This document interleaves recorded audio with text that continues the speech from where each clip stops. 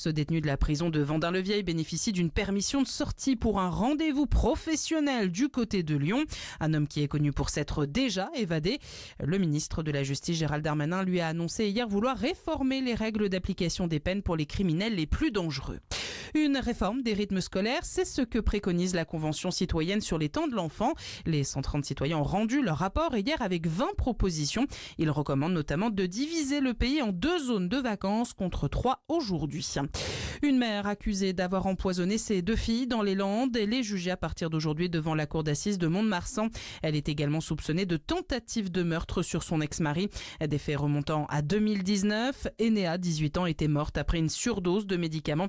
Des traces similaires avaient été retrouvées chez sa sœur. La mère, qui nie toute responsabilité, affirme depuis toujours que son aîné s'est suicidé. Un accord de paix devrait pleinement respecter la souveraineté ukrainienne. La déclaration cette nuit de Washington et Kiev après un week-end de négociations entre Américains, Ukrainiens et Européens. Une nouvelle réunion des dirigeants de l'Union européenne est également prévue aujourd'hui.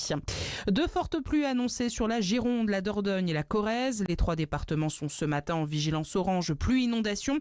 Jusqu'à l'équivalent de 3 semaines de pluie pour un mois de novembre sont attendus. Et puis le zoo de Beauval dit au revoir à ses pandas stars. La femelle Wanwan et le mâle Yanzi doivent retourner en Chine demain. Un comeback décidé notamment en raison des pépins physiques de Wanwan. Excellente fin de matinée à tous. Sud Radio, le 10h midi, mettez-vous d'accord, Valérie Expert. Bonjour à toutes et à tous, heureuse de vous retrouver en ce lundi 24 novembre. On est ensemble pendant 2 heures pour commenter l'actualité. L'actualité avec aujourd'hui Gilles Platret, bonjour, maire de Chalon-sur-Saône, Serge Guérin, sociologue, bonjour à vous. Et si les vieux aussi sauvaient la planète, c'est paru chez Michelon, il va falloir qu'ils travaillent pour la sauver, la planète. Jérôme Dubu, vice-président de France-Israël, bonjour. Et Mehdi Raïch, bonjour, vous êtes analyste politique. Avec vous, on va parler de la libération de Boualem Sansal et de sa parole. Est-elle libre, est-elle contrainte? On va y revenir tout à l'heure. On va parler de cette nouvelle idée du président de la République, un nouveau service militaire volontaire payé entre 900 et 1000 euros par mois. Est-ce que les jeunes y seront séduits par cette proposition? On va parler des rythmes scolaires aussi. Est-ce que vous pensez que vos enfants arrivent trop tôt à l'école, que les journées sont trop longues? Il y a un rapport qui propose de revenir à une semaine de 5 jours avec un aménagement des horaires. Et puis l'un des 100 détenus les plus dangereux de France qui obtient une permission de sortie. On a un petit peu de mal à comprendre cette décision. Alors les surveillants pénitentiaires sont montés au créneau. Ce détenu du quartier de lutte contre la criminalité organisée de la prison de Vendin-le-Vieil a donc aujourd'hui quitté l'établissement, c'était vers 8h ce matin, pour une permission sortie pour aller voir un employeur potentiel pour un éventuel emploi. Il est libérable normalement en 2029. Sa permission de sortie a été accordée par un juge d'application des peines malgré un avis défavorable du parquet de Béthune, de la chambre d'application des peines et de la cour d'appel de Dubaï. Donc on ne comprend pas bien cette décision. Alors j'ai toujours un petit peu de mal parce qu'on n'est pas dans le dossier, on ne connaît pas. Son avocate a dit c'est un détenu exemplaire. On rappelle quand même que ce détenu est l'un des plus gros caïds oui, ça fait rire tout le monde dans le studio. Alors en fait, il faut savoir que ce détenu est celui qui avait, vous vous souvenez quand Nicolas Sarkozy était allé à la Courneuve pour dire on va nettoyer tout ça au Karcher. Eh bien, c'était suite à la mort d'un jeune garçon de 11 ans, et c'était cette famille qui était impliquée dans le meurtre, enfin dans l'assassinat de ce jeune garçon. Et déjà en 2005, on disait il faut en finir avec le trafic de drogue. Voilà, c'était un élément de plus, mais on a du mal à comprendre quand même que l'affaire est totalement incompréhensible. D'autant qu'en réalité, le parquet, le juge d'application des peines autorise cette visite. Bon, très bien. Le parquet fait appel contre cette visite et la chambre d'appel d'application des peines confirme la décision du juge, c'est-à-dire contre le parquet. Alors ça, on peut considérer qu'ils sont loin de l'affaire, etc. Bon, mais il y a quelque chose que vous n'avez pas dit, Valérie, c'est que le directeur de la prison s'est opposé. Bien sûr. Le personnel pénitentiaire s'est opposé. Si vous l'avez dit, bon, pardon. Donc c'est quand même ceux qui sont au contact de ce monsieur tous les jours qui nous disent aujourd'hui, non, ne remettez pas une journée en liberté pour aller... Sans surveillance. Sans surveillance, puisqu'il est tout seul, il est accompagné par un membre de sa famille, pas de policier. Et moi, j'ai regardé comment il avait été amené dans cette prison. Il a été précisément amené sous haute surveillance. Il y a quelques mois, en juillet, fin juin, début juillet. Il y avait une armée de policiers pour l'amener de sa prison où il était jusque dans la prison où il est actuellement. Donc, en 6 mois, on pense qu'il est redevenu un agneau. Moi, je veux bien, mais enfin, il va falloir nous prouver l'inverse. C'est-à-dire qu'en termes de com, compte tenu du contexte, en plus politique, du contexte autour des narcotrafiquants, ça la fout mal, pour parler un peu trivialement. 0826 300 300. Vous êtes nombreux à vouloir réagir. Julien est en ligne avec nous. Bonjour, Julien. Ah non, c'est pas là. Bon, pardon, excusez-moi. Vous pouvez nous appeler 0826 300 300 pour nous dire ce que vous en pensez, si vous êtes vous aussi surpris, choqué de cette permission de sortie. Alors, je ne voudrais pas jouer Monsieur le maire de Chalon-sur-Saône, du diable, mais qu'il y ait des possibilités de trouver le moyen de favoriser la réinsertion des prisonniers. Je pense que personne sur ce plateau n'est hostile à cette idée. Qu'on essaye de lutter en particulier contre la récidive dans certaines occasions particulières. Là aussi, personne ne peut s'opposer en principe à cela. Ce qui est choquant en la matière, c'est le profil du prisonnier. Donc je pense que alors vous avez raison, le message qui est envoyé au moment où l'État semble, au moins dans les mots, essayer de lutter un peu plus contre les narcotrafics. Je dis bien dans les mots parce que sur le terrain, les choses sont beaucoup plus difficiles que ça, faute de moyens. Mais c'est effectivement un exemple à contre-emploi. Et cet individu, alors il ne faudrait pas qu'il se fasse la belle, parce que alors là évidemment, je pense que... Mais ce qui est ennuyeux quand même derrière tout ça, c'est que c'est un peu un bras d'honneur à l'administration pénitentiaire. Moi je voudrais quand même dire, non, je ne veux pas faire de la démagogie et leur rendre hommage, mais enfin, je souhaite à personne quand même d'être dans les conditions des gardiens de prison aujourd'hui, qui sont non seulement confrontés à de la violence ordinaire sur leur lieu de travail, mais qui sont même menacés sur leur lieu de vie et pour leur famille. Et quand l'administration pénitentiaire elle-même nous dit que cet individu est dangereux, le demeure et ne doit pas sortir sans surveillance comme ça a été imposé, puisque ça leur est imposé, je pense que ça pose des questions insondables. Donc, plus largement, j'étends un petit peu le sujet, on a une vraie difficulté sur la justice d'application des peines. Voilà. Aujourd'hui. Donc quoi, supprimer ce juge ? Non, je ne crois pas, parce qu'il faut de toute façon, à un moment donné, que les peines puissent être révisées, aménagées en fonction de la conduite du prisonnier. Mais globalement, c'est ce que dit son avocate. Oui, son avocate, elle dit. Moi, je ne suis pas l'avocat de cet individu. Non, mais elle dit il faut prendre en compte le comportement en prison, ce qu'il a pu accomplir comme étude, comme. Moi, je dis simplement que quand on a autant d'opposition à cette sortie, ça pose question. Et ça ramène quand même des erreurs qui ont été commises en matière de libération anticipée, qui ont conduit à la réédition de crimes. On le sait tous, notamment dans des affaires concernant des crimes d'enfants. Et on a tous ça en tête. Donc c'est une vraie difficulté. C'est pas simple parce qu'on écrit, c'est de la matière humaine. Donc c'est pas de la théorie, c'est de la matière humaine. Mais pour autant, je pense qu'il y a une réflexion à avoir sur cette justice-là d'application des peines. Alors écoutez ce que disait Franck Alizio, qui était invité ce matin dans la matinale, qui était l'invité politique de Jean-François Aquili. Faut-il supprimer, Franck Alizio, le dispositif du juge d'application des peines ? La question se pose.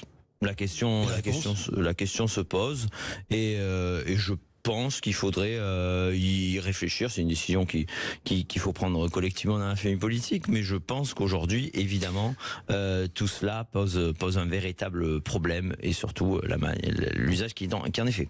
Alors, on a Simon, qui est en ligne avec nous au 0826 300 300. On vous écoute, Simon. Oui, bonjour. Bon, il y aurait beaucoup de choses à dire parce que ça touche plusieurs paramètres. Déjà l'administration pénitentiaire et surtout la justice. Le juge d'application des peines n'a pas lieu d'être. Pour la bonne et simple raison, c'est qu'il y a eu un juge au préalable qui connaît parfaitement le dossier, qui pourrait y avoir des remontées de l'administration pénitentiaire sur le comportement du détenu, éventuellement s'il y avait une mesure particulière pour lui permettre la réinsertion. Mais par contre, il a été condamné à une peine prévue. Il n'y a pas de raison qu'il ne l'effectue pas. Jusqu'au bout. Et que si effectivement il y a vraiment des choses qui prouvent par A plus B que la personne s'est amendée, là dans ce cas-là on peut avoir de toute façon un réaménagement de la peine et une libération anticipée. Ouais. Mais il n'y a pas besoin de tous ces dispositifs. C'est des juges en plus qui pourraient être utilisés pour juger, alors qu'il manque de personnel. Non, c'est des juges qui décident de but en blanc. Ils prennent un dossier.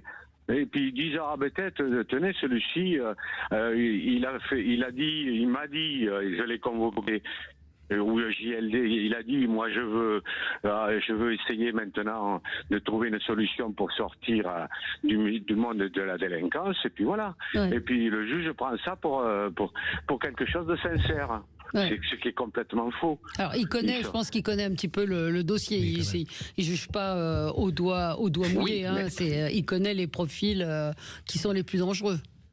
Oui, mais le dossier, c'est quelque chose d'écrit. On n'a pas du tout l'amenance au moment où les choses se sont produites. On n'a aucune intervention des victimes ou des proches de la victime. Donc, on prend juste le mise en cause. Ouais. Le mise en cause maintenant, tenez, il devait avoir 15 ans, on va lui en mettre 7, c'est parfait, voilà, la société est contente. Non, on va en prison, c'est qu'on a commis quelque chose. Bon, merci. C'est tout. Merci Simon de ce que vous dites. Alors Mehdi, on vous a pas entendu sur le sujet, Mehdi Reich. Cette histoire est un immense paradoxe. Donc on a une personne qui a tenté de s'évader en 2014 avec un commando armé de la prison, qui est jugée par le chef d'établissement et la justice comme dangereux. Donc là, ça veut dire qu'on fait passer le critère de réinsertion de la personne au-dessus de son critère de dangerosité, donc pour le reste de la population. Donc là, il y a une question vraiment à se poser. Il est censé être, et là c'est un énorme paradoxe, en prison de haute sécurité. Oui. Or, il va sortir sans aucune surveillance. Oui. Donc il n'était pas si dangereux que ça, finalement, s'il sort sans aucune surveillance aujourd'hui. Pire que ça, il va donc passer un entretien d'embauche pour un job qu'il aurait dans 4 ans. Mais c'est parce qu'il espère en ayant pouvoir ce job avoir une remise de peine. Oui, voilà. C'est pour ça. Ça reste quand même incompréhensible. On est en 2025, admettons qu'il ait un job en 2026, ça fait 3 ans de remise de peine. Oui, mais ça reste incompréhensible. Ça reste incompréhensible. C'est totalement incompréhensible. Le dispositif, là j'ai du mal à comprendre comment ça fonctionne. Si la personne est jugée dangereuse, vous ne pouvez pas le laisser en liberté tout seul, sans aucune personne. Bien sûr. C'est une règle de base. Pour la réinsertion, tout à fait. Mais le critère de réinsertion ne peut pas dépasser le critère de dangerosité. C'est-à-dire que là, on nie le réel et on nie le terrain. C'est-à-dire que là, il y aurait une question dogmatique purement théorique, presque froide du droit qui peut se poser. On pourrait presque finalement comprendre le juge d'application des peines. Mais si le parquet qui dit souvent non, c'est-à-dire qui dit toujours non pour ce dispositif-là, va même à l'encontre de ce que dit le chef d'établissement qu'il est jugé comme dangereux, là, il y a un problème. Non, le parquet a fait appel et a demandé ce qu'il n'y ait pas de sortie. Est-ce qu'il n'y ait pas de sortie très clair. Le parquet dit toujours non. Oui. Pas toujours, mais là en l'occurrence, non. On va y revenir dans un instant. 0826 300 300, évidemment. J'imagine que vous avez des réactions sur cette autorisation de sortie. On espère effectivement qu'il va rentrer permission de sortie. Permission de sortie, et vous avez raison de le préciser, que c'est dans l'espoir d'obtenir une libération conditionnelle anticipée s'il a un boulot. On y revient avec vous, 0826 300 300. Et puis on parlera de ce nouveau service militaire. Là aussi, on vous attend, auditeurs de Sud Radio. À tout de suite. Sud Radio, le 10h midi, mettez-vous d'accord, Valérie Expert.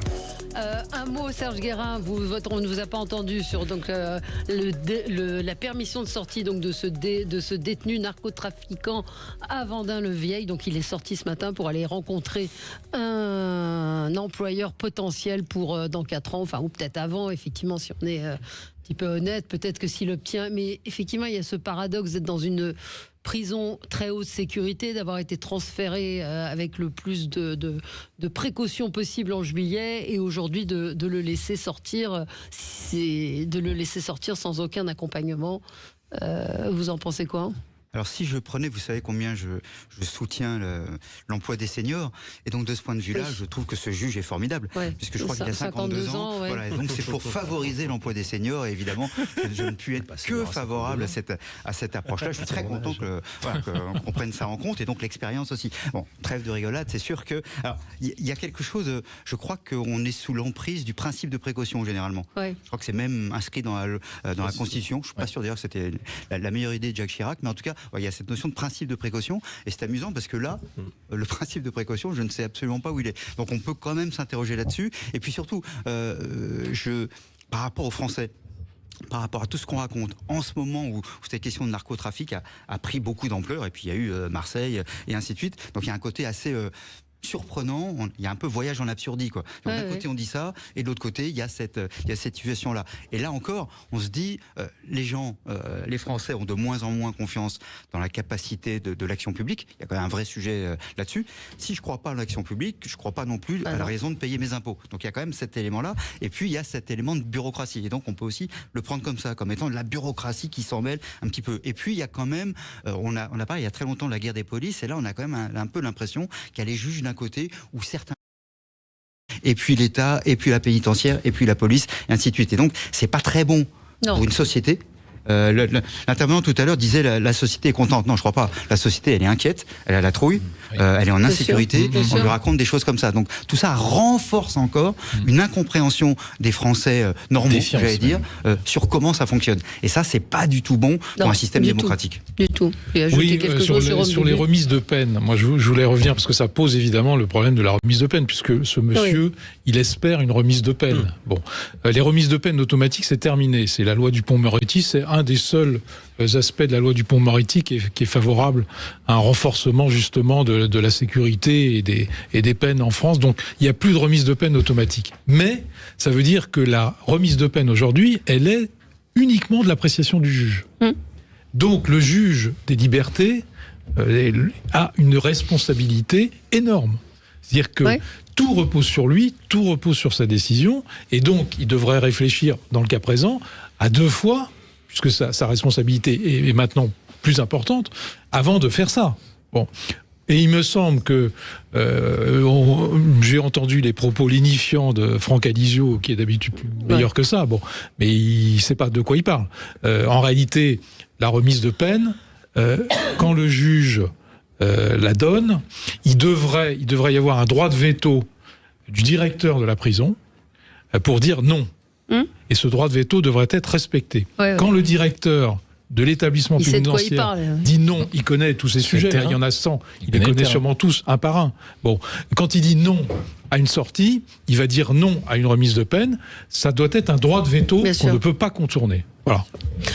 On va changer de sujet, on va parler donc de cette volonté du président de la République de rétablir le service militaire. Alors ce serait un service militaire volontaire.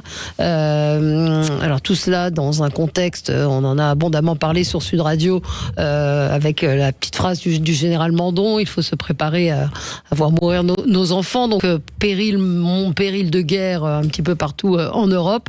Donc cette décision de vouloir relancer un service militaire qui serait payé entre 900 et 1000 euros par mois.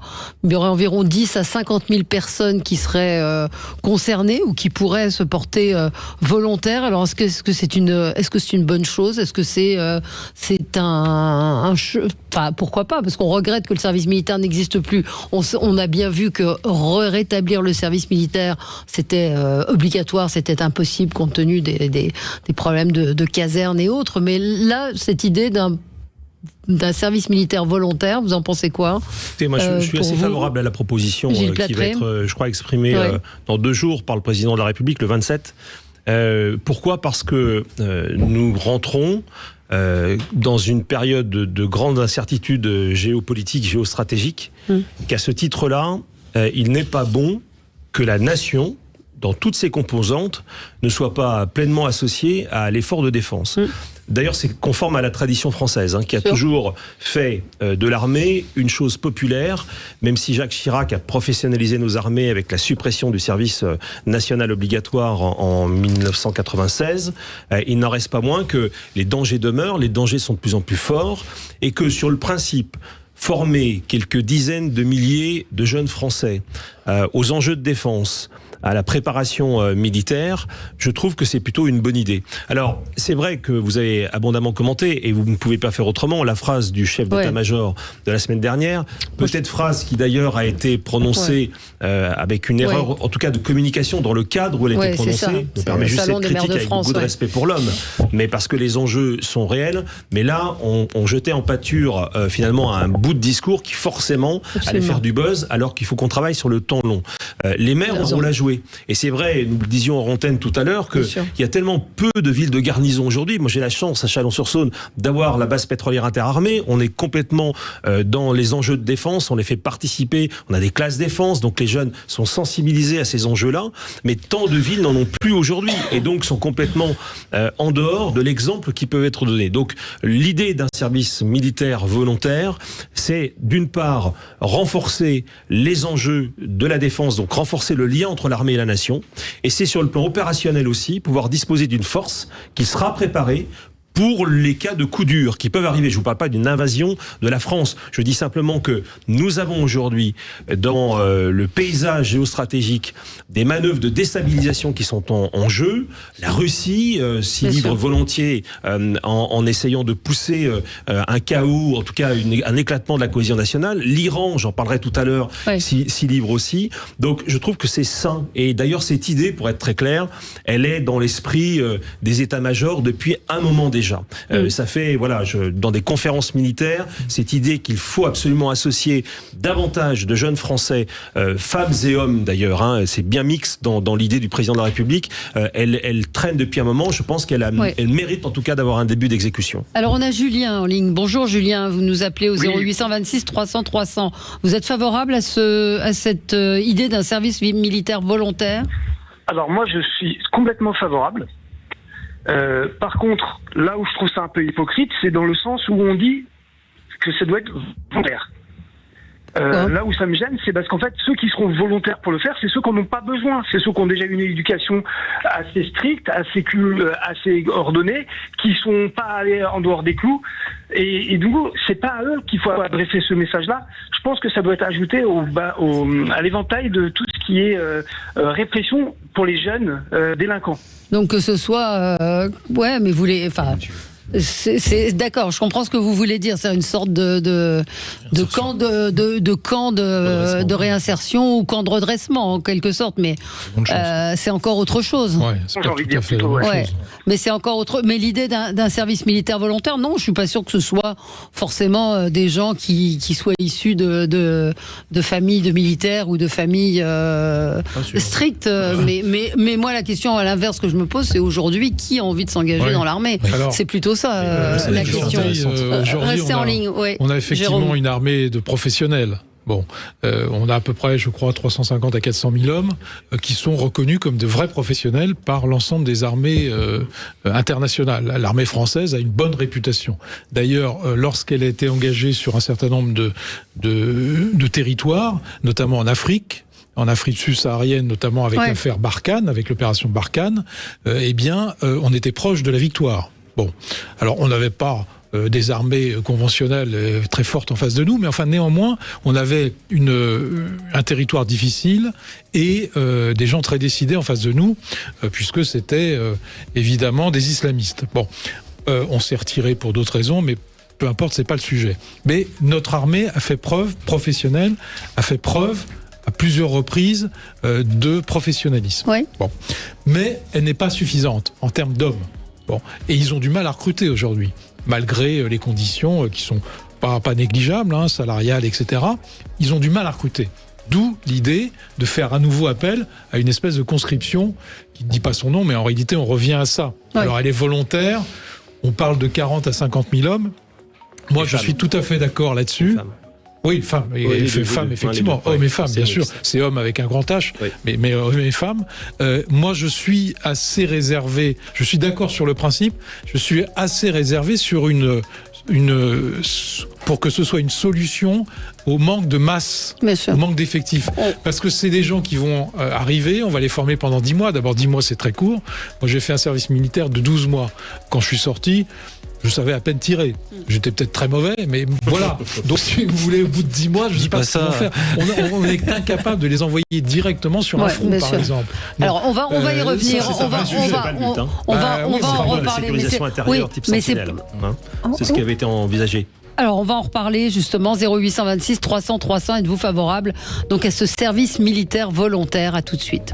Sud Radio, mettez-vous d'accord, Valérie Expert. Sud Radio, parlons vrai. Cette année, le Père Noël a déjà déposé tous ses cadeaux au pied du sapin Sud Radio. La semaine prochaine, écoutez Sud Radio non-stop et gagnez des séjours au Futuroscope, des forfaits de ski, des produits Ninja, 200 € de bons d'achat chez Maison Scarlett, des robots aspirateurs dernier cri, des places pour les Chevaliers du Fier. Sud Radio, le 10h midi, mettez-vous d'accord, Valérie Expert. Nous parlons donc de cette volonté du président de la République de réinstaurer un service militaire volontaire. Qu'en pensez-vous? 0826 300 300. Donc sur la base du volontariat, vous pourriez vous engager, vous seriez rémunéré. Est-ce que vous pensez que nos jeunes aujourd'hui seraient disposés à s'engager? Et tout à l'heure, notre auditeur Julien disait que ce serait forcément des jeunes issus de familles un peu strictes. Je ne sais pas. On attend votre avis, vos opinions sur ce sujet, Serge Guérin. Alors, vous avez fait votre service? Oui, madame. Oui. Jusqu'au bout? Jusqu'au bout. Et 12 mois, en effet, ça montre les générations aussi. Oui. C'est vrai que... mais j'étais aussi à une époque où j'étais à peu près le seul de mes connaissances, de mes potes à le faire. Tout le monde, c'était assez facile quand on faisait des études. Voilà, on se faisait réformer assez facilement. Il fallait avoir un certain volontarisme républicain, on va dire, pour y aller. Ça laissait un peu songeur certains de mes amis. J'ai même fait préparation militaire et tout ça. Et je suis aussi prof dans une école de commerce où nous avons un accord, et donc les jeunes qui le veulent peuvent aussi aller à Saint-Mexan faire des préparations. Et il y en a. Bon, voilà. Il y a deux éléments. Alors, ce que disait notre auditeur, oui, c'est les EPID, des éléments comme ça, les écoles de la deuxième chance. Il y a eu plein d'éléments où on s'est dit l'encadrement militaire peut aider des jeunes qui sont en train de partir complètement, et c'est des militaires qui le font derrière avec aussi, ainsi de suite. Donc il y a quelque chose de ce type-là. Mais là, on est sur la question du volontariat. Alors déjà, premier élément, c'est les gens volontaires, comme le nom l'indique. Donc, il y a déjà une première sélection assez forte. Puis il y en aura une deuxième, parce que c'est la capacité de ces personnes, ainsi de suite. On peut imaginer, alors, 10 000 à 50 000, c'est gérable. Tout à fait. Et on est incapable de recréer le service militaire habituel, normal. Mais je rappelle que dans plein de pays d'Europe, c'est en train d'être remis. Alors, l'hétérogénéité des populations dans d'autres pays d'Europe est peut-être moins forte que chez nous, mais en tout cas, ils le font. Avec aussi ce sentiment, pas qu'un sentiment, du tragique. Donc on a quand même cet élément-là très fort. Deuxième élément, c'est que on peut aussi imaginer qu'une partie de ces jeunes, après cette année, aient envie de continuer. Oui, c'est ça. Parce qu'on parle d'une année, donc ça pose la question, on en parlait hors antenne, de pourquoi faire service militaire, qu'est-ce que vous faites en un an? Jérôme nous disait qu'il était nul après le service militaire. Le tir. Au tir. D'abord, ils sélectionneront. Il y a un strabisme divergent. C'est important. Non, mais la question est pourquoi faire? Qu'est-ce qu'on apprend? C'est pour faire de la chair à canon? C'est pour être à quel... Vous me voyez, vous ne voyez pas. Non, pas du tout, je crois pas. Je pense pas, parce que d'abord, une grande partie des armées aujourd'hui, c'est les armées technologiques. C'est la France, pendant longtemps, a pensé que les drones, c'était pas important militairement. Donc on a pris un retard. Les Ukrainiens ont montré que c'était sacrément important, qu'ils arrivaient, eux, alors c'est vrai qu'ils sont pas aux 35 heures, mais qu'ils arrivaient, eux, à en monter des très très rapidement. Donc il y a aussi un besoin de compétences technologiques. Et sans doute que dans cette sélection, ça permettra aussi d'en orienter, que certains auront envie d'y rester après. Je pense que c'est un des paris qu'il y a derrière. Cela dit, il faut voir comment aujourd'hui est gérée la réserve. Pour dire qu'il y a aussi à ce que les militaires apprennent à mieux parler, mieux échanger avec ces publics-là. Et derrière, on a une question de la bureaucratie qui est très très lourde. L'armée, pas la dernière du côté bureaucratique. Donc il y a tout ça à travailler. Non mais c'est le point important. Alors il y a un mouvement en Europe, notamment avec l'Allemagne, qui a lancé le même type de projet pour avoir une conscription volontaire. Voilà, donc ça c'est plutôt intéressant, c'est qu'on voit que l'environnement chrysogène européen avec la crise en Ukraine amène les États à repenser leur manière de se défendre et même à penser à leur propre sécurité. Et là ça amène à un point sur l'imaginaire. Là on voit une différence de génération entre vous et moi. Moi j'ai grandi dans mes livres d'histoire. C'est pas la peine de la ramener aussi, c'est bon, d'accord. Ne regarde pas comme ça. Mais en pensant que la guerre, je ne la verrai jamais. J'ai grandi dans cet idéal-là dans les livres d'histoire. Alors que là, quand on voit la parole du CEMAT, si je ne me trompe pas, c'est ça, c'est le CEMA et le CEMAT, eh bien, on voit bien que on est en train de redire à la population, attention, ça peut arriver de nouveau. Vous avez vécu dans une parenthèse enchantée, j'ai grandi dans cette parenthèse enchantée, dans les livres d'histoire. Alors que là, c'est plus du tout le discours qui est là. Donc, il y a certes réarmer les esprits, comme on dit, mais c'est surtout peut-être repenser le rôle social de l'armée, qui a peut-être été oublié pendant un moment, et de vraiment remettre au goût du jour le fait que, oui, on est dans un environnement chrysogène, et ça peut arriver.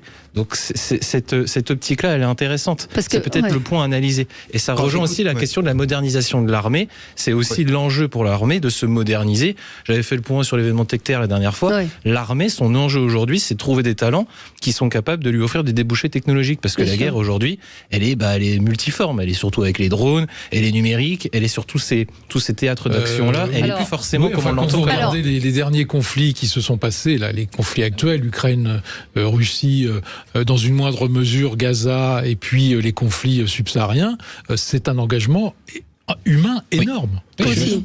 Alors, je voudrais qu'on prenne Rodolphe en ligne. Bonjour Rodolphe, vous êtes bonjour, vous êtes un vétéran de l'armée française. Donc c'est intéressant de vous entendre évidemment sur ce sujet. Qu'est-ce que vous pensez de cette idée d'un service volontaire? Alors pour ma part, j'ai connu les deux. J'ai connu donc le service national. Et ensuite, j'ai connu la professionnalisation de l'armée.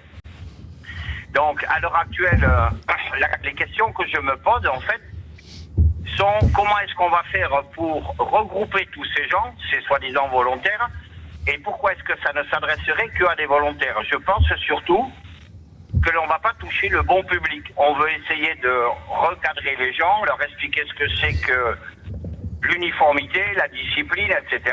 Mais ceux qui sont borderline ne viendront pas. Oui, mais c'est pas le but, là. C'est pas le but. C'est là, c'est un petit peu ce que disait notre auditeur tout à l'heure. C'est-à-dire que le but, c'est pas c'est pas un camp de redressement ou c'est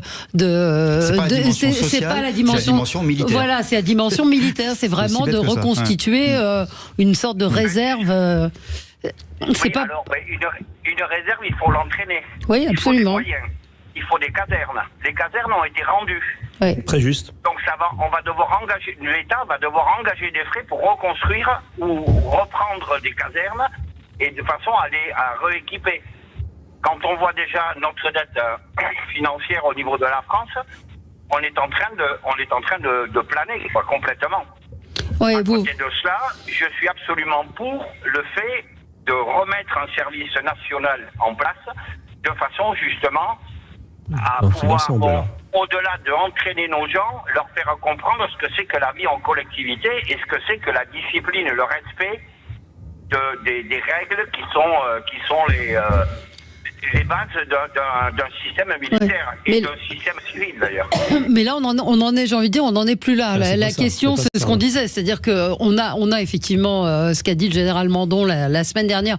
Moi, je trouve, à titre personnel, qu'on en a fait beaucoup sur cette petite phrase. Je suis d'accord avec Gilles Plattret, c'est-à-dire que c'est peut-être pas le bon endroit pour le dire, mais néanmoins, quand on écoute ce qu'a dit le ministre de la Défense allemand, qui dit ce sera peut-être notre dernier été en paix, il faut sensibiliser le grand public. Donc toute cette phrase qui a été malgré tout sortie de son contexte, je trouve que le côté complotiste de on veut nous faire peur pour éviter de parler des sujets. On retrouve un certain nombre de clivages, c'est-à-dire l'extrême gauche qui a toujours été pacifiste voire internationaliste avec voire à la solde de puissance hostile. C'est ce que je dis, voire internationaliste, et je pèse mes mots. C'était une façon de le dire, façon polie de le dire. Et puis l'extrême droite qui a toujours collaboré, voilà. Hein. Ouais, absolument. On a en ligne. C'est un peu plus compliqué. On a Alain également en ligne avec nous. Oui, mais enfin, vous avez quitté l'Action française. Merci à Rodolphe, et je pense que pour les 10 à 50 000, on peut trouver, Gilles Plattret, des casernes ou des endroits pour loger. Je pense que ça s'appuiera sur des casernes existantes. Il y aura sans doute besoin de lieux de formation en dehors. Et la vraie question, ça sera celle de l'encadrement si le dispositif monte vite. Parce qu'effectivement, encadrer 50 000 jeunes, ça va nécessiter forcément une logistique, des logistiques particulières. Et puis des militaires d'actifs capables de le faire. Et c'est bien ça. Mais je pense que là, pour le coup, les réservistes vont également être mobilisés, à mon avis, sur ce sujet-là. Alors, Julien, Alain, bonjour. Merci à Rodolphe. Bonjour. Oui, on vous écoute. Je vous écoute. Bien, écoutez, je vous remercie de prendre mon message. Moi, je suppose que toute personne étrangère qui désire devenir français, tous ces jeunes qui veulent devenir français, soient dans l'obligation de faire au moins 6 mois ou 1 an de service national pour assumer leur venue en France, voilà, de français. Oui, là c'est pas la proposition du président de la République non plus, mais sur la Légion étrangère. Oui, ça peut être ça aussi, mais sur le principe. Il n'a pas de problème d'effectif. Vous pensez que ce serait une bonne chose de proposer donc à des jeunes de faire ce service, de s'engager, de faire un service militaire pendant 10 mois tout en étant payés? Écoutez, c'est normal. Moi, quand j'ai fait mon service militaire, j'ai eu un cas d'un gars qui a fait son service militaire pour être français. Ah d'accord. Écoutez, pourquoi pas, hein, peut-être que ça. C'est pas une mauvaise idée. C'est pas une mauvaise idée. Si on peut réagir, je pense qu'à un moment donné, on voit bien quand même une certaine nostalgie de cette époque-là chez un certain nombre de nos auditeurs, parce qu'ils avaient le sentiment, je pense à juste titre, que ça donnait un cadre à toute une génération. Alors, on peut effectivement considérer qu'à la fin, peut-être le système avait été un peu effiloché, dévoyé, etc. Et il n'en reste pas moins que ces générations, alors on n'était pas sur la mixité à l'époque, hein, mais ces générations a été formée. Elle a parfois acquis des armes qui lui ont servi, je dis des armes morales, qui lui ont servi dans la vie professionnelle. Elle a parfois acquis des rudiments d'alphabétisation, ce qui lui manquait au moment où elle est rentrée au service. Elle a acquis la possibilité de passer le permis et donc finalement d'arriver dans le reste de la vie d'une manière un peu plus solide.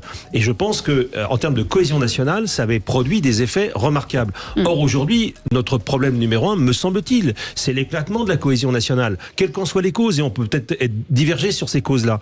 Mais je pense qu'effectivement, on voit bien, sauf que matériellement aujourd'hui, il faut être réaliste, c'est très compliqué de réintroduire un service militaire universel. Parce que ça veut dire qu'on doublerait les effectifs qu'on avait avant. Parce qu'on ne peut pas imaginer en exclure les filles. Donc voilà, je pense que, en tout cas, la mesure qui va être annoncée par le président de la République permet déjà de former 50 000 jeunes aux enjeux de défense et aux rudiments d'une préparation militaire. C'est pas si mal. Alors après, peut-être que si la France retrouve des équilibres budgétaires qui sont très loin d'elle en ce moment, on pourra essayer d'aller plus loin. En termes de cohésion, ça serait mieux, mais matériellement aujourd'hui, ça n'est pas possible. On se retrouve dans un petit instant, on va parler de Boualem Sansal, entre autres de sa libération, là encore. C'est la France, polémique autour de cette libération et de sa parole. À tout de suite. Sud Radio. Parlons vrai. Parlons vrai. À 10h midi, mettez-vous d'accord, Valérie Expert.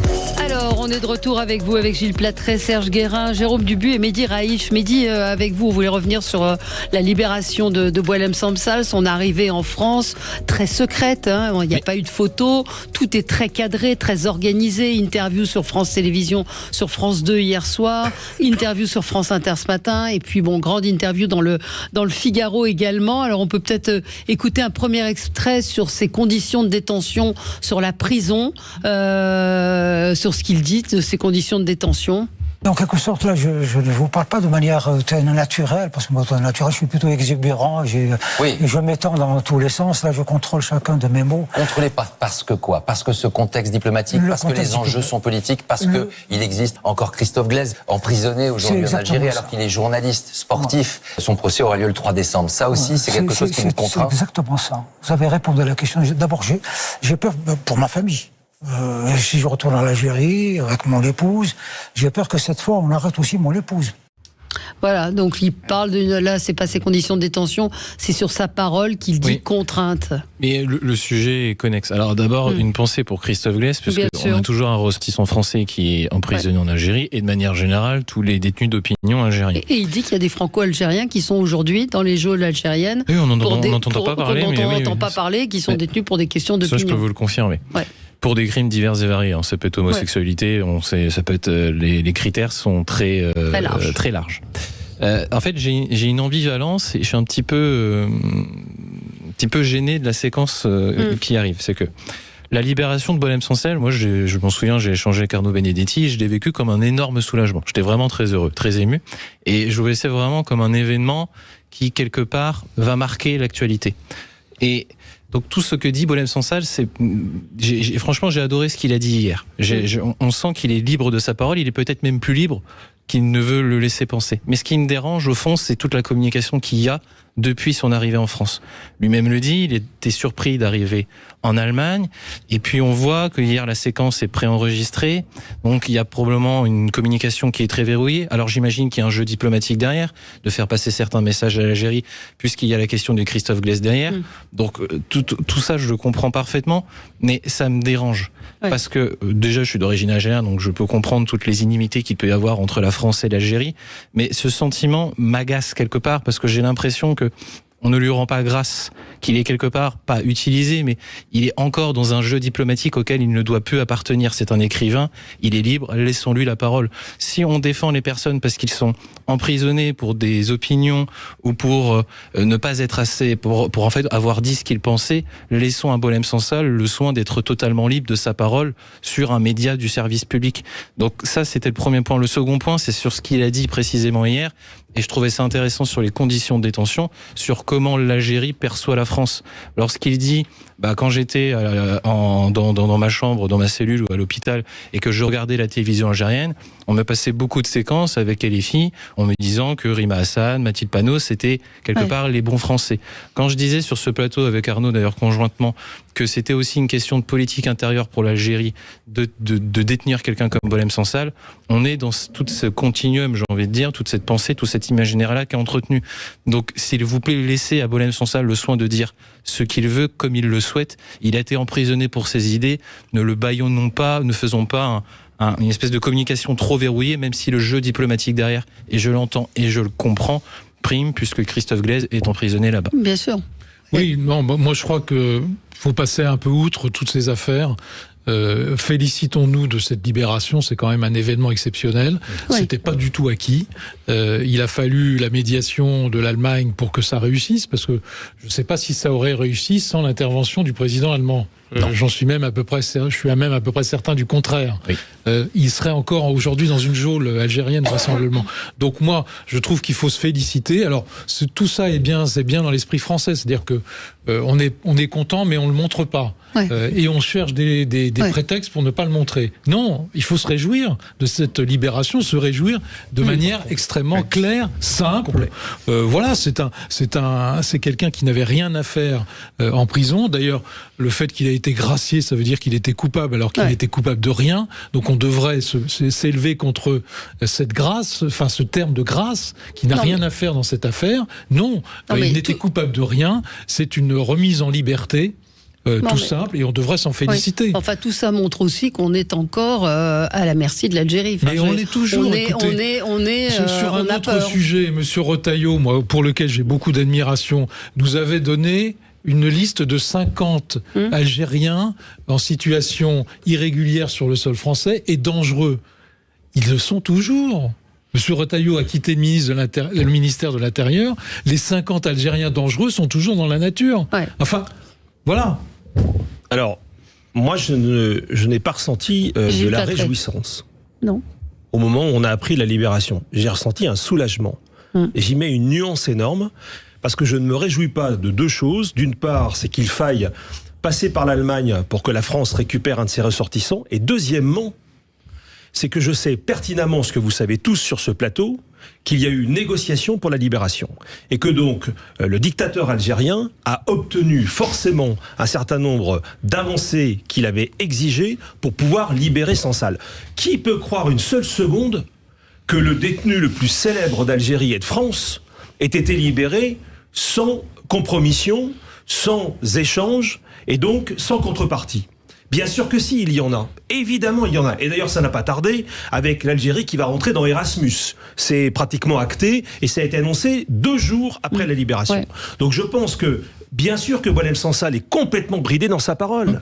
Bien sûr qu'il est cornaqué, qu'on lui dit ce qu'il doit dire, que j'imagine très bien que dans ce contexte-là d'accord tacite entre l'Allemagne, la France et l'Algérie pour pouvoir obtenir sa libération, il est aujourd'hui complètement prisonnier. Non pas dans la geôle qui était la sienne, mais dans la parole. Et moi, je souhaite l'entendre d'ici 1 an ou 2, où il sera débarrassé de tout ça. Et là, on va le retrouver tel qu'on l'aime, c'est-à-dire complètement libre. Ce qui m'inquiète derrière tout ça, et c'est pour ça que je ne me suis pas réjoui, même si j'étais très soulagé.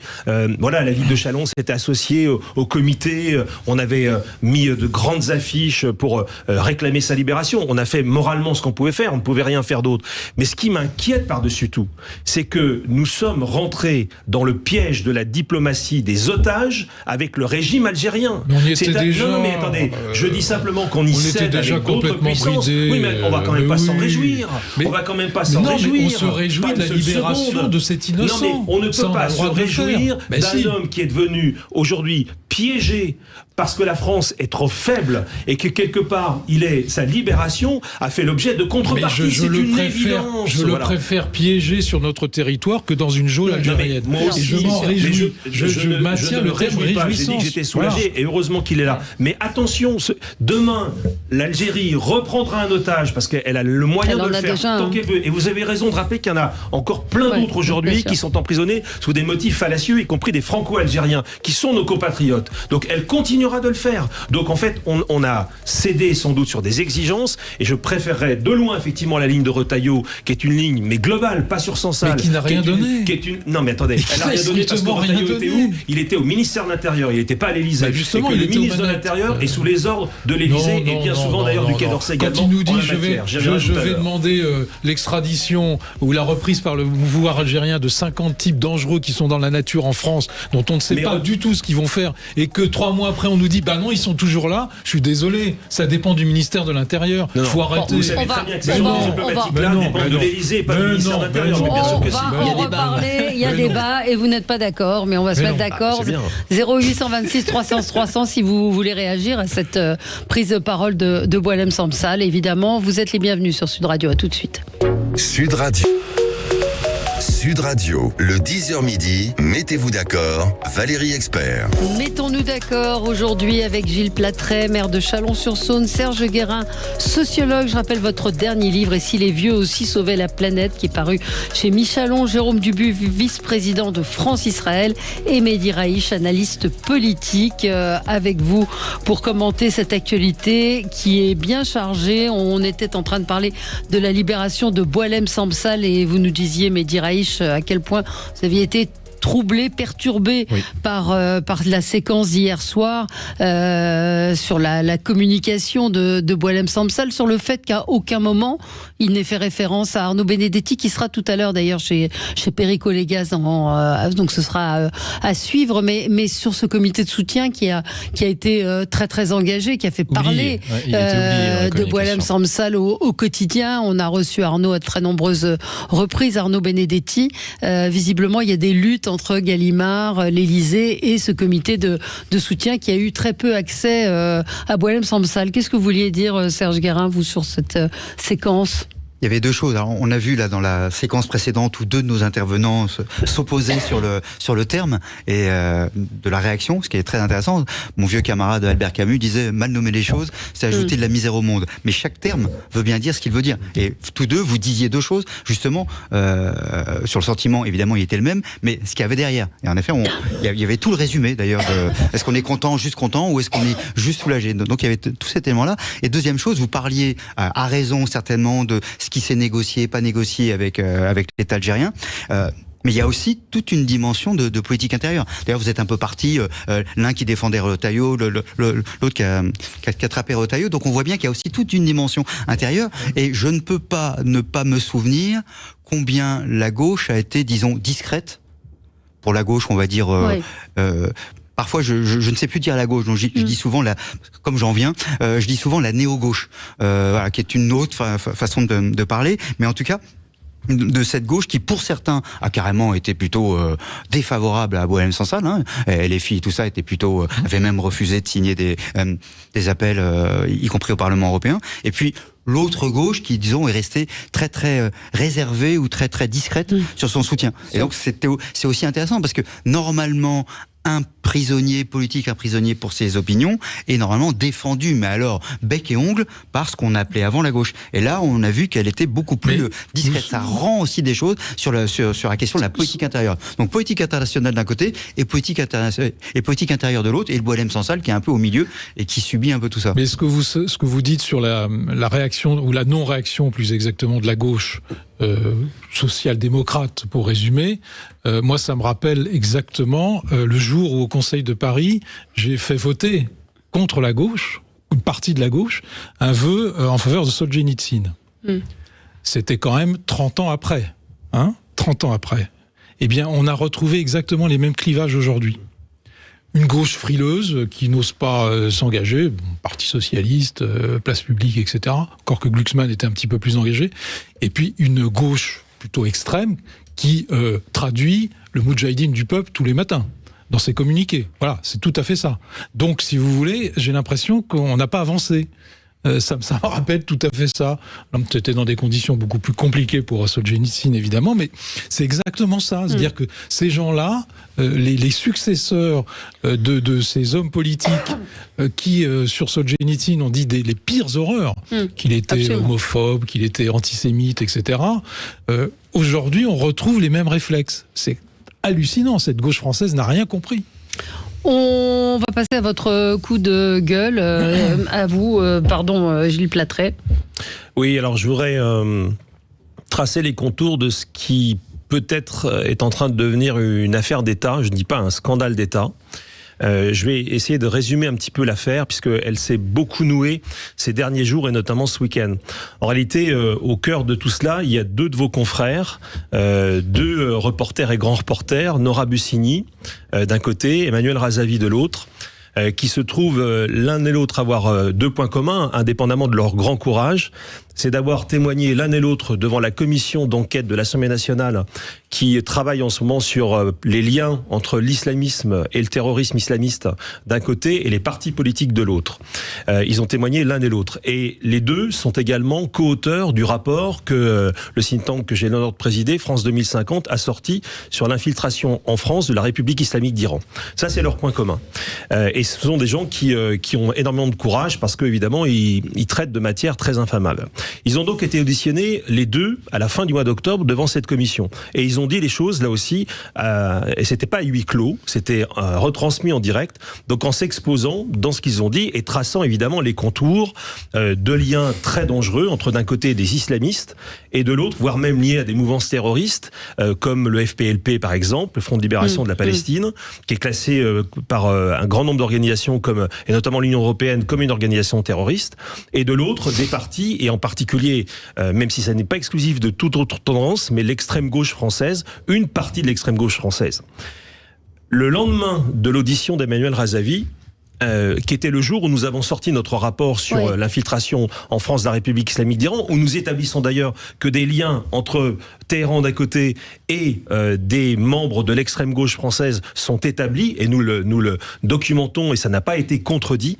Ce jour-là, la commission d'enquête dont je vous ai parlé auditionne un homme très important dans le dispositif de la protection et de la sécurité française, qui est Hugues Bric. Hugues Bric est le directeur du renseignement à la préfecture de police de Paris. Il se trouvait d'ailleurs un très proche du ministre de l'Intérieur, Laurent Nunez. Et Bric dit très clairement, moi je ne connais pas de lien entre l'islamisme et l'extrême gauche. Et il va plus loin, parce que c'est juste l'homme qui surveille toutes les manifestations à Paris, qui voit, notamment dans les manifestations favorables à la Palestine, la coïncidence entre des individus très islamisés et qui sont à la limite pour certains et l'ont franchi de l'action terroriste, et de l'autre, des élus, notamment des parlementaires et les filles qui sont là et qui nouent des liens. Donc il nous dit, moi je ne vois rien, ce qui est quand même très surprenant, voire même posant une question de fond sur la sincérité de son propos. Je vais jusque-là. Et il va plus loin parce que qu'on l'interroge, les membres de la commission disent, mais attendez, on vient d'écouter Bussigny d'un côté, Razavi de l'autre, qui nous disent, mais il y a des liens, et qui nous le documentent, c'est pas simplement une accusation en l'air, qui nous le documente. Et lui dit, écoutez, oui, je connais ces auteurs, mais ils sont eux-mêmes dans une démarche politique. Et là, ça c'est le premier acte. Ça se passe le 29 octobre, c'est à huis clos, mais c'est publié par l'Assemblée le 10 novembre. Je vous donne un peu de chronologie juste pour qu'on comprenne mon propos. Le 29 octobre, nous sortons notre rapport sur l'Iran. 3 jours plus tard, le ministre de l'Intérieur attaque notre rapport. Nous sommes un think tank qui vient de naître. Il est présidé par le maire de Chalon-sur-Saône. Je ne vais pas me gonfler, j'ai bien trop d'orgueil comme ça pour croire que j'ai une importance nationale. Et pourtant, le ministre de l'Intérieur, dans le Parisien, descend en flèche notre rapport en disant « il nous apprend rien, il met en cause les services de renseignement », ce qui est faux. On s'en étonne très bizarrement. On se dit « mais pourquoi le ministre s'intéresse à notre rapport ?» L'ambassade d'Iran, qui ne le fait jamais, dénonce quelques jours plus tard notre rapport dans un communiqué hallucinant disant qu'elle est protectrice des droits de l'homme, qu'elle lutte contre le trafic de drogue, etc. Bon. Et puis surtout, le jeu se noue la semaine dernière. La semaine dernière, LFI lance la contre-offensive. D'abord par un tweet de Bompard qui dit « Écoutez ce qu'a dit Brick, il démolit complètement cette idée que nous aurions des liens avec les islamistes. » Et deuxièmement, Paul Vanier, dont nous parlions en antenne tout à l'heure, député LFI, commence à lancer un oukase contre les journalistes dont j'ai parlé. Ils travaillent tous les deux dans un magazine que vous connaissez bien qui s'appelle Écran de veille, qui est un très bon magazine qui va sur des sujets de fond. Vanier dit, Écran de veille a commandé le sondage de l'IFOP sur la radicalisation d'une partie de la jeunesse musulmane. Or, Écran de veille est lié, prétend-il, aux Émirats Arabes Unis. Il les attaque là-dessus. Il va plus loin. Il publie l'adresse du journal dans un tweet de mercredi dernier. Le journal, voyant ça, évacue ses locaux. Évacue ses locaux. Écran de veille a pensé, à juste titre, qu'il pouvait être mis en danger, évacue ses locaux. Et depuis, M. Vanier se répand en disant il faut contrecarrer le discours de Nora Bussigny et d'Emmanuel Razavi. Donc on a une opération concertée, avec d'un côté LFI qui lance une contre-offensive sur des éléments totalement fallacieux, et puisque Vanier dit Bussigny et Razavi ont trompé la commission d'enquête à l'Assemblée nationale et sont dans la main de puissances étrangères, il va jusqu'à le dire lui. Et de l'autre côté, un ministère de l'Intérieur et une préfecture de police qui nous disent « Mais écoutez, moi je ne vois pas de lien entre les islamistes et l'extrême gauche et ceux qui prétendent ça sont dans une démarche politique. » Alors, je vais aller jusqu'au bout avec les renseignements dont je peux disposer, avec les sources que je dois protéger. Je pense que tout ça n'est pas indépendant d'une réalité que nous avons dénoncée, c'est-à-dire que, et on en parlait avec l'Algérie tout à l'heure, et la négociation pour la libération de Sansal, hélas, la diplomatie française est sous une influence, puisque nous avons encore des otages en Iran, et que par conséquent, le régime de Téhéran est en capacité aujourd'hui d'envoyer un certain nombre d'exigences dans le cadre de cette négociation avec les autorités françaises. Et nous pensons, à bon droit, à mauvais droit, mais nous pensons vraiment intimement que cette opération entre le mutisme du ministère de l'Intérieur et de la préfecture de police et la contre-offensive de LFI qui accuse abusivement des dépôts de plainte ont été posés, puisque les journalistes se défendent. Et Écran de veille va faire la même chose. Et tout ça est une opération exigée par Téhéran qui, hélas, a des répercussions sur la scène nationale française. Voilà, donc ce que je dis est grave, évidemment, mais ça serait, si c'est vrai, l'illustration que nous ne sommes pas indépendants dans notre diplomatie et que, au nom de négociations qui sont toujours un chantage avec des républiques, des régimes qui nous sont hostiles, et la théocratie iranienne évidemment est du nombre, nous sommes capables de céder et de jeter en pâture des journalistes. Et c'est ça qui m'inquiète le plus. Oui, et l'IFOP porte plainte également contre Paul Vanier, puisque le sondage de la semaine dernière qui portait sur l'islamisme et la radicalisation a été attaqué de toutes parts, vraiment de toutes parts, et des menaces de mort ont été proférées et des propos particulièrement abjects. Donc l'IFOP porte plainte. On pourra commenter ce que vous venez de dire dans un instant. Restez avec nous sur Sud Radio, à tout de suite. Sud Radio, mettez-vous d'accord, Valérie Expert. Sud Radio. Sud Radio, le 10h midi, mettez-vous d'accord, Valérie Expert. De retour avec vous dans le studio de Sud Radio. Effectivement, si vous voulez en savoir plus, on peut aller lire votre rapport sur le site france-2050.com où on peut effectivement avoir un libre accès. Je demande juste qu'on lise ces 85 pages qui ont été rédigées par 12 experts et qui documentent absolument le degré d'infiltration en France de la République islamique d'Iran. Précision, Nora Bussigny dit suite au tweet du député Paul Vanier qui a surligné l'adresse de la rédaction d'Écran de veille avec au-dessus le nom donc de Nora Bussigny, la rédaction où je pige et où je ne vais quasiment pas puisqu'elle est pigistes indépendantes et l'IFOP sont menacées de mort. Et c'est à lire également dans Le Point, toute cette enquête complètement ahurissante. Genre, on est aujourd'hui, on est quand même dans une situation invraisemblable où on a des députés qui mettent pour le coup cette phrase des cibles, voilà, qui lancent des fatwas. Jérôme, vouliez-vous parler de la baisse des recettes de la TVA? Je vais revenir un peu plus sur le terre-à-terre, malheureusement fiscal, qui nous occupe actuellement. Alors oui, parce que on vient de nous annoncer que finalement, alors on ne sait pas très bien, le gouvernement dit 5 milliards de recettes de TVA en moins sur 2025 jusqu'à maintenant, c'est-à-dire jusqu'à fin octobre à peu près, qui sont les derniers chiffres que l'on a. Et puis, un certain nombre d'experts disent 10 milliards. Donc, entre 5 et 10, on ne sait pas très bien, ça passe du simple au double. Il manquerait aujourd'hui, alors entre 5 et 10 milliards de recettes de TVA sur la prévision qui avait été faite par le budget 2025. Bon. Les recettes de TVA, aujourd'hui, c'est à peu près 175 milliards d'euros pour le budget de la nation. Et là, on parle quand même, si c'est 10 milliards, on parle quand même de 6 à 7% qui manqueraient dans les caisses. Alors Madame de Montchalin nous dit hier non, c'est pas très grave parce que c'est dû aux petits colis chinois où il n'y a pas de TVA effectivement, qui sont multipliés, et puis c'est dû à l'augmentation de l'épargne. Les bras m'en tombent. D'abord, les petits colis chinois, c'est pas sûrement 10 milliards de TVA en moins. Deuxièmement, l'épargne, c'est plutôt une bonne chose pour la France parce que ça fait un matelas de sécurité dont on pourra un jour penser qu'il sera utile. Donc, ce sont des arguments qui ne tiennent pas. Bon.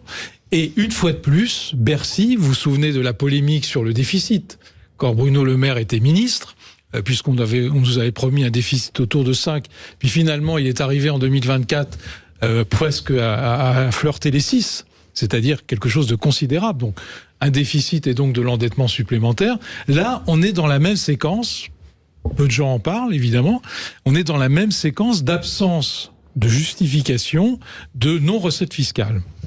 En réalité, on sait très bien ce qui s'est passé.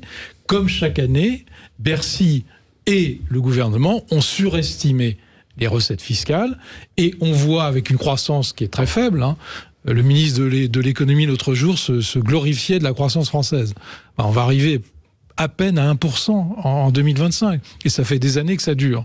Bon, moi je veux bien qu'on se glorifie des 1%, mais enfin on n'est pas parti sur cette base-là. Et donc, sur les recettes fiscales, on a les conséquences actuelles. Ça veut dire quoi? Ça veut dire que le déficit affiché pour 2025 ne sera pas celui qu'il a été affiché au moment où cette loi a été votée. Cette loi de finances a été votée.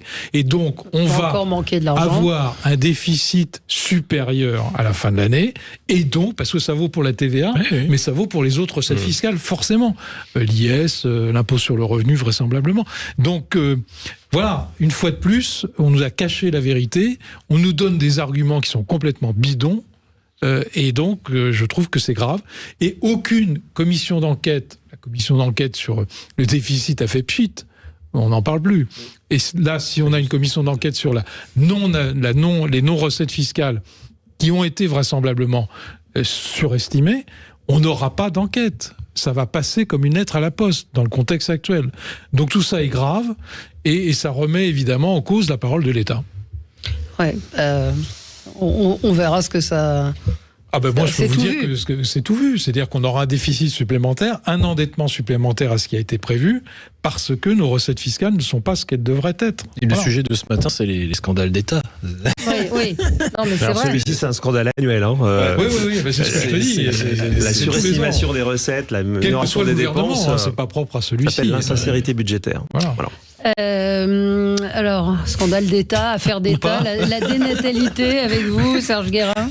Et je ne vais même pas pouvoir relancer parce qu'on est un peu quand même... Oui, on est un peu plombé. C'était un peu plombé. Alors moi, j'ai parlé de dénatalité. Alors peut-être d'ailleurs, en partie, ça s'explique par tout ça. Je veux dire, c'est pas impossible. Non, très très vite. Je crois. Il y a, donc vous le savez, il y a en 2025, pour la première fois depuis 80 ans, le nombre de naissances sera inférieur au nombre de décès. C'est quand même voilà. Et le taux de fécondité, il sera autour de 1,6. C'est qu'on est arrivé aux années 1918. Donc c'est quand même voilà. Et je voulais regarder un petit peu. Il y a la Fondapol, il y a Hexagone, il y a un ensemble de think tanks ou de ou d'instituts qui ont un peu cherché à savoir la question du désir. Parce que finalement, est-ce que on a toutes les explications pourquoi les gens font pas, ils ont pas assez d'argent, il y a pas assez de logement, bon ainsi de suite. Et finalement, d'ailleurs, il y a plein d'explications, mais aucune. Par exemple, l'histoire de l'éco-anxiété, globalement, en global, c'est 20% qui disent oui, c'est une des raisons pour lesquelles. Voilà, mais il y a aucune raison vraiment qui explique.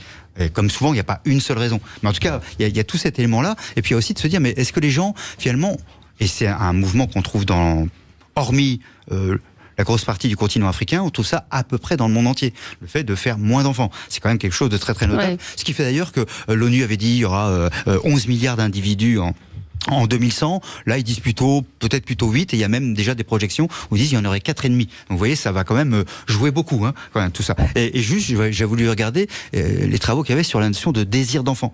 Est-ce que les gens veulent vraiment moins d'enfants? Et là, ce qui est très très intéressant, c'est déjà, donc il y a 62% des moins de 35 ans qui n'ont pas fait d'enfants jusqu'à présent, mais à 75% ils disent ils en feront. Donc le désir d'enfant reste quand même un élément important, mais simplement quand on leur demande, ça a tendance à diminuer par rapport à avant. C'est-à-dire qu'on était 2,5, 2,6 dans les années, je sais pas, il y a une vingtaine d'années. Aujourd'hui, on est plutôt à 2,2. Et je suis un sociologue, donc ce qui m'amuse toujours, ce qui m'intéresse, c'est de regarder, mais est-ce qu'il y a des différences? Ouais. Évidemment, il y a des différences. Par exemple, diplômé, pas diplômé. Si vous n'êtes pas diplômé, vous êtes plutôt à 2,4. Si vous êtes diplômé, vous êtes plutôt à 1,7. Donc, selon les catégories. Si vous êtes sans religion, c'est plutôt 1,7. Si vous êtes religion catholique, c'est plutôt 2,4. Si vous êtes de religion musulmane, c'est plutôt autour de 3. Et ainsi de suite. Selon les, voilà. Donc, il y a plein de choses qui jouent. Mais ce qui reste quand même de très fort, c'est que le désir d'enfant reste quand même assez important, même s'il a baissé.